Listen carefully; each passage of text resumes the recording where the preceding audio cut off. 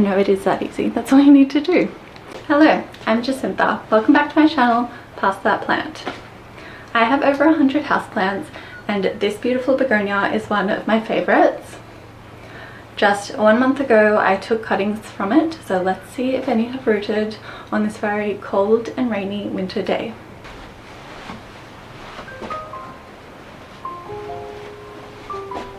I took these cuttings at the very end of April and it is now the first day of June. I'm in Australia, so it is now winter. Let's see if anything has happened across the past chilly month. You can see we have some beautiful roots on lots of the different cuttings already. If you watched the original video, you would have seen that I cut off 2 massive stalks and then cut them into smaller sections.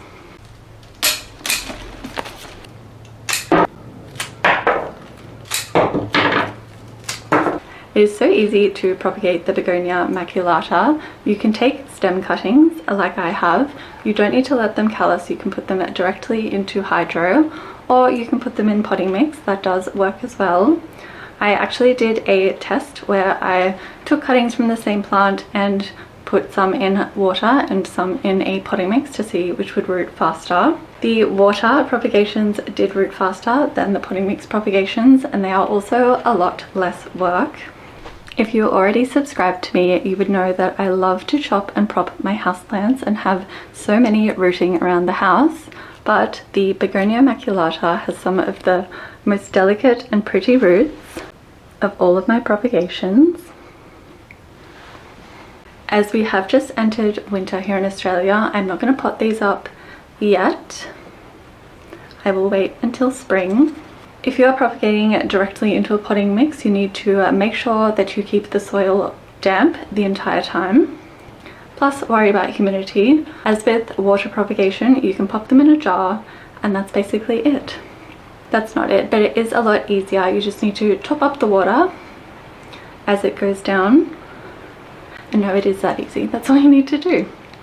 I rarely change the water, especially when it's in amber glass, because amber glass stops algae growth, so you don't have to worry about that. I could of course speed up the rooting process by popping this somewhere brighter and warmer. It currently sits on my bookshelf and doesn't get any direct sunlight, which means the rooting has been slower, but still not slow. You could also use a rooting hormone, but that's not needed. And they're just so pretty. You can see my begonia cuttings are on my lovely bookshelf here next to Sweet Marvin. This doesn't get any direct sunlight, which is why my Christmas cactus is also up the top here and currently budding, so it's going to flower as well. So it doesn't get any direct sunlight there.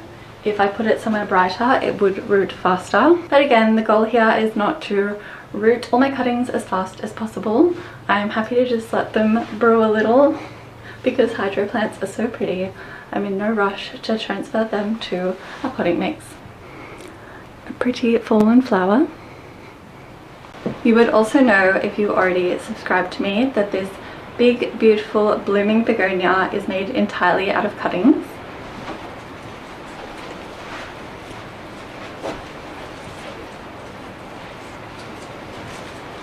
She barely fits on camera at this point and is almost as tall as I am. Let's see actually.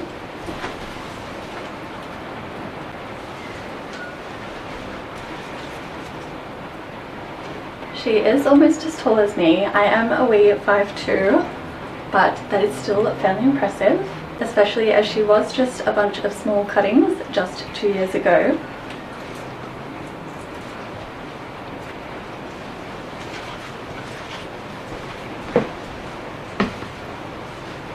You can find the full care for this houseplant on my channel already. I will link it up here and also in the description below. You can also find the full propagation from tiny cuttings to this gorgeous big plant on my channel as well. I will add in clips now of the full chop and propagation of my beautiful begonia, so you can see those all in one video. But if you have care questions, check out the video I've already posted. Now let's cut back those stems.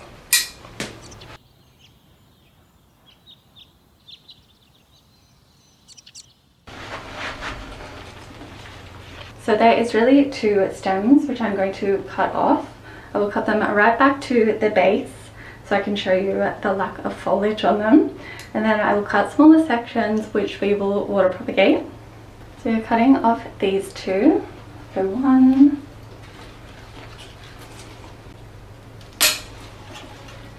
Hopefully that was the right stem. Now the second is this one. These are the 2 long stems I cut off, and you can really see how sparse they are compared to these happy stems. Again, this happened because they were at the back of the plant and weren't getting enough sunlight. They're also very thick. You can really see why they are called a cane begonia. You can actually take cuttings and just stick them directly back into the plant. But this one is crowded enough, so we don't need any more plants growing in there. I also think they have very pretty roots, and I love water propagation, so that's what we're going to do. So you can just take cuttings along the stem.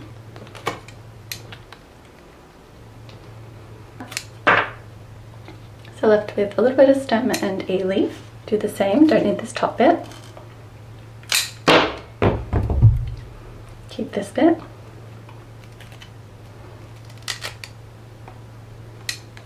And the last one.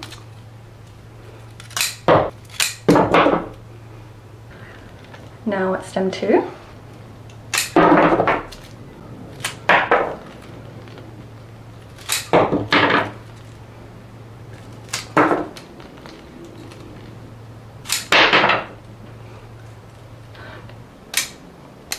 And the top, don't need all of this. So we saved the foliage. There's a lot of empty cane stems which we do not need, so I'm going to throw these away. And by throw them away I mean compost them. Unlike ficus or philodendrons, which do best if they're callous before going into water, the begonia can go straight in. Just going to put them all in the same amber jar. Again, if you subscribe to me, you would already know that using amber helps to stop algae growth. I have a bunch of pretty cuttings with some water. I'm not going to add a rooting hormone, but I did already add some plant food to this watering can, so that should help as well. And they do root fairly quickly, so let's see how she goes. So pretty. And just think, in less than 2 years, these cuttings can grow as big as this plant. So don't be scared to chop your houseplants. Thanks for watching. Bye.